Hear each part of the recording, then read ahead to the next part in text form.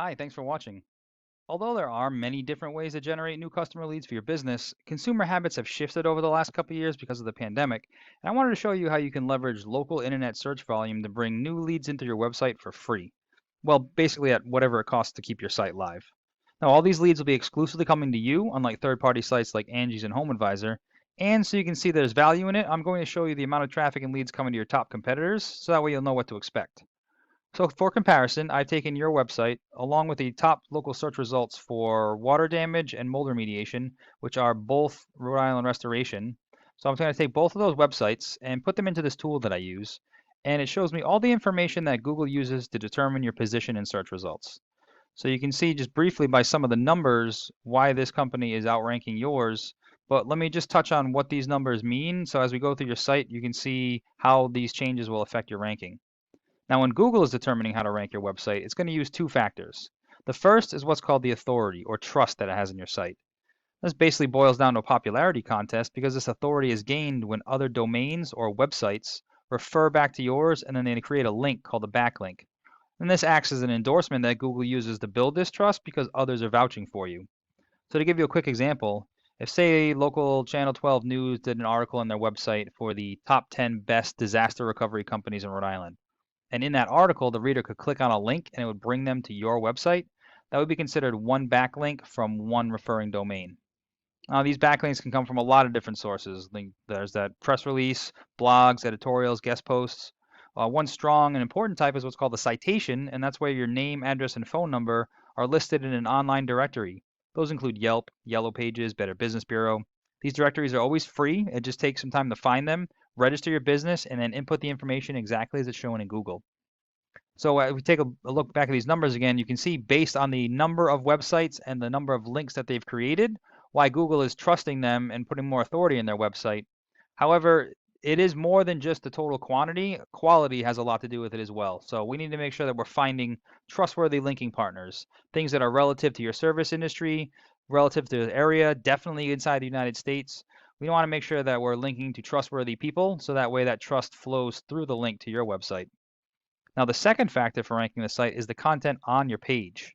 So if we take a look in here, these are all the keywords and phrases that are being typed into Google search that Google is either finding or associating on your page. And then it also shows me the volume, the number of times per month they're being searched. So this is where we do a little bit of market research to make sure that you're including all the highest volume keywords relative to the services you offer and in the areas you offer them in, and make sure that you're ranking for those search results. So for instance, mold remediation RI.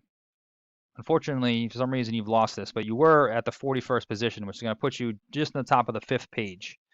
Unfortunately, nobody's going to see you down there, even if you had the link. But if you were ranked on the first page, 100 people will be seeing your website every month when they search for this. Now, Google Analytics estimates that on average, 10% of total search volume converts into a lead, whether they're filling out a contact form on your website or calling or emailing directly. So that's a potential of 10 new leads every month. Now, you're not guaranteed to close every single one of those jobs, and obviously the scope, size, and profit margin varies greatly, but you can see just how the sheer number of leads coming in per month can definitely add up to some revenue at the end of that month and at the end of the year. And that's just for one keyword phrase. So then we repeat that same process for all the highest volume keyword phrases, and then you can see how that kind of traffic can definitely add up to a lot of leads. However, there is a formula that Google uses to find these keywords on your site. So if we go back and take a look at your site, as far as the layout, I think everything is looking great. It's definitely optimized for a mobile experience where we've got all these call to action buttons. They can easily find out how to get information, all your information that they need to get to your location or call or request service. So you're doing a good job as far as attracting the mobile users. What we just need to do is make it a little bit more user friendly for Google. And how I say that is being a computer, it doesn't care what your layout looks like. It's just going to come in and count all the words and text on the page. Now it's generally looking, we recommend usually about 1,000 to 1,500 words on a home page, because the more information you have on the page, the more of an expert it assumes you are, and then the more likely it is to recommend you. Basically like the difference between a single book and an entire series of encyclopedias. Now, while it's counting all the words, it's also searching for those keywords. So any kind of services you offer and then the areas you offer them in. However, this is where the number of words on the page really comes into play, because you're only allowed to have one of those keywords for every 100 to 150 words of text. So the more keywords, whether services or locations that you want to be found for, means the more information you have to add to the page. And then furthermore, all the latest updates, Google has really made it their mission to ensure that you're serving up high quality content. So it's actually reading the content on your page now. So if you want to qualify for, say, water damage or mold remediation RI, like we saw over here, then besides having the keyword listed, that 100 to 150 words of content has to be directly describing that keyword in order for Google to pick it up and recognize it and then have you listed in the search results. Now, an easy way to get listed for local search results is also to create what we call location back pages. So I don't know if we have any here. Usually what we recommend is if there are some areas that you know you want to be found in or that they're highly competitive, then we would create an entire page dedicated to just that location, and then all the keywords and all the content would be specific to that location. So that way it'll come up easier in those local search results. So your home page can definitely be optimized so that way you can get certain keywords on it. But if there are highly competitive markets, then we can definitely go one step further and then recommend making an actual location page for that specific area.